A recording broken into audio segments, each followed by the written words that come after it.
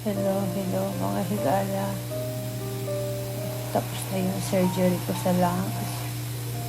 Pero bigla, nahirapan ako huminga. Bokalista ng Aegis humihingi ng dasal sa gitna ng kinakaharap niyang malalang karamdaman. Ibinahagi ni Mercy Sunot, isa sa mga bokalista ng OPM band na Aegis, ang kanyang kasalukuyang lagay sa ICU. Sa kanyang post, ibinahagi ni Mercy na katatapos lamang maoperahan sa baga, ngunit imbis na umayos ang kanyang pakiramdam ay bigla na lamang siyang mahirapang huminga. Sa ngayon nga guys ay pinapainom siya ng gamot ng kanyang mga doktor dahil sa pamamaga ng kanyang baga. Tapos na yung surgery ko sa lungs pero biglang nahirapan akong huminga.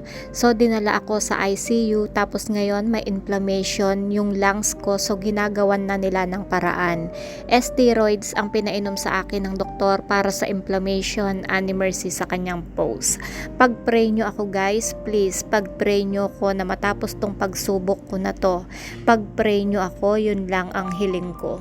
Patuloy ang laban ni Mercy Sunot sa kanyang kalusugan at ang buong banda at mga tagahanga ng Aegis ay umaasa at nananalangin para sa kanyang mabilis na paggaling. Si Mercy Sunot ay isa sa mga pangunahing bokalista ng Aegis, isang bandang kilalang kilala sa kanilang mga makapangyarihang awit at tinig. Ang Aegis ay isa sa pinakapopular na rock band sa Pilipinas na nakilala sa mga kantang tulad ng Halik, Sinta at Luha. Sa loob ng mahigit 2 dekada, napanatili nila ang kanilang popularidad at naging bahagi ng maraming henerasyon ng mga musikang Pilipino. Ang grupong Aegis ay may malaking kontribusyon sa pag-usbong ng OPM or Original Filipino Music at patuloy na hinahangaan ng kanilang mga fans hindi lamang sa bansa kundi pati na rin sa ibang bansa kung saan may mga Pilipino. Lord, we know that you are the ultimate healer and the giver of life, and we humbly ask for your divine intervention in her situation. We pray for your healing touch to be upon her, O Lord.